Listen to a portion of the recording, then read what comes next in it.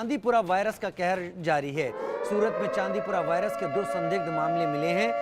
गुजरात में चांदीपुरा वायरस के अब तक 84 मामले सामने आ चुके हैं।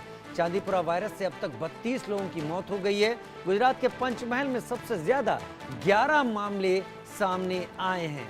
पंचमहल, दाहोद या आसपास के सारे इलाके, पंचमहल में सबसे ज्यादा 11 मामले सामने आए हैं। गुजरात में कुल मिलाकर अब तक 84 मामले चांदीपुरा वायरस के सामने आ चुके हैं।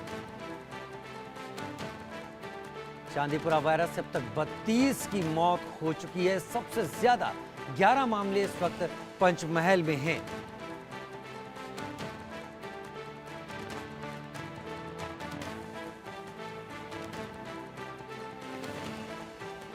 जयेश सोनी मेरे साथ सूरत से ज्यादा जानकारी के साथ इस वक्त लाइव जुड़ चुके हैं। जयेश, अचानक चांदीपुरा वायरस के फैलने के पीछे क्या वजह है? गुजरात में एक्सपर्ट और डॉक्टर्स क्या कह रहे हैं?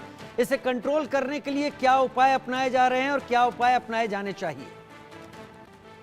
देखिए, मैं आपको बता दूं कि ये जो चांदीपुरा वायरस है वो जो कच्चे घरों में रहते हैं जो लोग, तो उस घरों के अंदर जो दीवारें बनती है उसके अंदर ये पनपते हैं। ये वायरस एक किस्म की सैंड मक्खी होती है, जो मक्खी के काटने से ये रोग फैलता है। और सबसे ज्यादा हैरानी वाली बात यह है कि ये 0 से लेकर 14 साल के बच्चों को घातक साबित होता है, उसके ऊपर ये ज्यादा असरकारक होता है।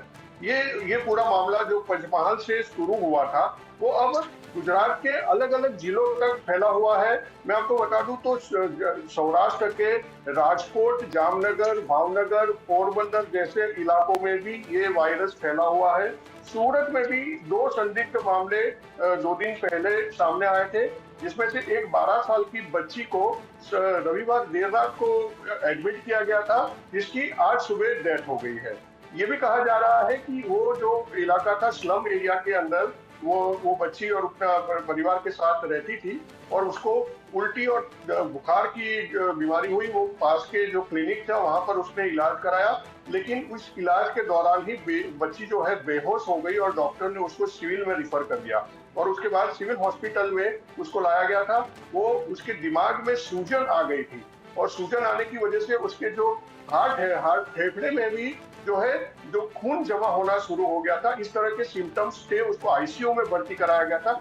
तकरीबन 36 घंटे तक डॉक्टरों ने कोशिश की उस बच्ची की जान बचाने की, लेकिन आखिरकार उस बच्ची ने जिंदगी के सामने जंग हार दी और उसकी आज सुबह डेथ हो गई। तो इस प्रकार से बच्चों पर ये ज्यादा खतरनाक असर करता है। और अब तक तो कहा जा रहा है कि इसके जो सस्पेक्टेड मामले थे, उस सस्पेक्टेड मामलों में से 32 बच्चे ऐसे हैं जिसकी डेथ हो चुकी है। और अभी भी करीबन 85 से ज्यादा जो केसेस है गुजरात के अलग अलग जिलों में, वो हॉस्पिटल के अंदर भर्ती है, बच्चों का इलाज चल रहा है। उसमें से कुछ की जो हालत है वो अभी भी बहुत क्रिटिकल बताई जा रही है।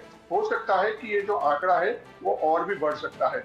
और सरकार की तरफ से जहां पर भी जो इफेक्टेड एरिया है वहां पर दवाइयों का छिड़काव शुरू कर दिया गया है, वहां पर सर्वे करना शुरू कर दिया है और बच्चों के जो है जांच शुरू कर दी है, सैंपल लेना कलेक्ट करना शुरू कर दिया है। पहले इस सैंपल को जांच के लिए पुणे की जो लैब में भेजा जा रहा था, तो वहां पर से 15-17 दिन में उसकी रिपोर्ट आती थी। तब तक बच्चे की जो हालत है वो और ज्यादा खराब हो सकती थी। तो अभी इसकी जांच जो है गांधीनगर की लैब में शुरू करवा दी गई है, तो वहां से 2 या 3 दिन में रिपोर्ट मिल जाती है और उसका जो मुकम्मल जो ट्रीटमेंट है वो शुरू किया जाता है। वैसे ये वायरस नया नहीं है, ये सबसे पहले जो है नागपुर के अंदर देखा गया था 1965 की साल में। तब से लेकर बीच में कई बार ऐसे मामले अलग अलग जगहों पर सामने आते रहे हैं। इसलिए ये वायरस नया नहीं है, लेकिन इसकी कोई स्पेसिफिक ट्रीटमेंट नहीं है।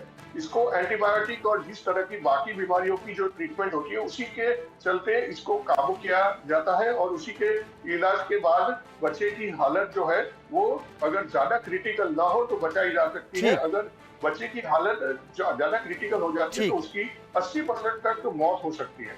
ठीक है जयेश सोनी, बहुत शुक्रिया हमारे साथ जुड़ने के लिए, इस जानकारी के साथ आपका।